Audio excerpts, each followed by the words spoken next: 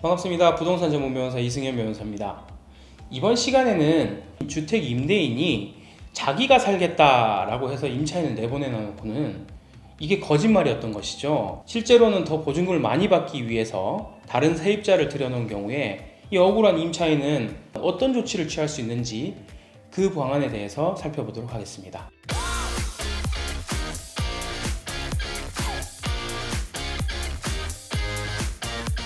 주택임대차 보호법에 의하면 임차인은 한 번의 계약갱신 요구권을 가지고 있습니다. 그리고 임차인이 계약갱신 요구권을 행사한다 하고 했을 때 그 기간 내에는 보증금 또는 차임을 대통령이 정하는 5% 이상을 올릴 수 없도록 되어 있는 것이죠. 임대인은 이것이 불만인 것입니다. 그래서 만약에 2년 계약을 임차인과 체결한 이후에 2년 이후에 이게 지금 그 2년 전에 체결했던 보증금이 너무 적어서 현 시세에 맞춰서 한다 그러면 그 보증금을 훨씬 더 올려받을 수 있는데 임차인이 계약갱신 요구권을 행사하면 5%밖에 올려받을 수 없으니까 임대인이 거짓말을 하는 겁니다.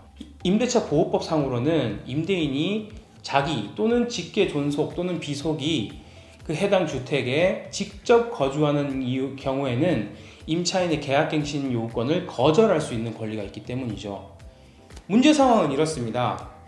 결국 임대인이 임차 보증금을 더 받고 싶어가지고 기존 2년 동안 있었던 임차인을 내보내기 위해서 내가 직접 살겠소 라고 해서 내보내 놓은 다음에 다른 사람을 이제 세를 들여 놓는 것이죠. 더 많은 보증금을 받고. 이런 경우에 억울한 임차인을 어떻게 구제할 수 있는지 그것이 문제입니다. 조항이 정하고 있습니다. 주택임대차보호법 제6조의 3, 제5항에서 정하고 있습니다. 임대인이 자기가 실제 거주하겠다는 사유로 갱신을 거절하였음에도 불구하고 갱신 요구가 거절되지 아니하였더라면 갱신이 되었을 기간이 만료되기 전에 정당한 사유 없이 제3자에게 목적주택을 임대한 경우 임대인은 갱신 거절로 인하여 임차인이 입은 손해를 배상하여야 한다라고 해서 이런 경우에 이 반칙을 한 임대인에게 손해배상을 할 수 있는 명문 규정을 마련하고 있습니다. 그 구체적으로 요건을 알아보면 임대인이 자기가 실제 거주하겠다는 사유로 갱신을 거절하였어야 됩니다. 이건 당연하겠죠. 두 번째, 갱신 요구가 거절되지 아니하였더라면 갱신되었을 기간이 만료되기 전에 제3자와 계약을 체결했었어야 됩니다. 이 말은 뭐냐면 보통 이제 주택 전세의 경우에는 2년 계약을 체결한단 말입니다. 그리고 그 보통 갱신되는 경우는 플러스 2년이 될 것이죠. 그런 상황이라고 한다 그러면 지금 2년만 살다가 임차인이 나간 상황인 것입니다. 그러면 남은 2년을 그 갱신 요구를 할 수 있었는데 그 기간을 충족을 하지 못했으니까 임대인이 지금 임차인이 나간 시점부터 2년까지 그 사이에 제3자와 계약을 체결했을 것이라는 요구를 하는 것입니다.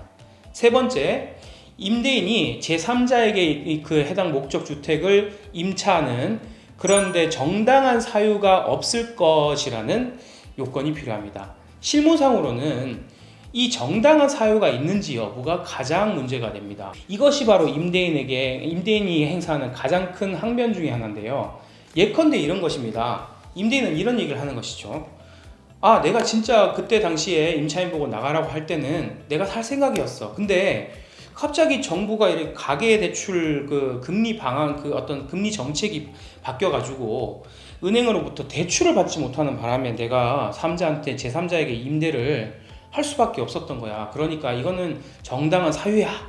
이런 식으로 얘기를 하는 것이죠. 이 부분에 관해서 법원은 이렇게 판시하고 있습니다. 이 주택임대차보호법 제6조의 3, 제5항 정당한 사유는 갱신 거절 당시 예측할 수 없었던 사정, 즉 예컨대 실거주를 하던 직계존속이 갑자기 사망한 경우 또는 실거주 중 갑자기 해외 주재원으로 파견되는 경우 등을 의미하는 것으로서 결국에는 법원이 말하는 정당한 사유라 하는 것은 지금 금리 정책으로 이게 임대를 할 수밖에 없었던 이런 사정 가지고는 안 된다는 것이고, 즉 실거주를 하던 사람이 혹은 하려던 사람이 사망하거나 아예 외국 파견을 가는 정도로 피치 못하게 살 수 없었던 사정, 전혀 그 당시에 갱신 거절 상황에서 예측하지 못했던 정도의 사정이 발생하였어야 된다라는 것이죠.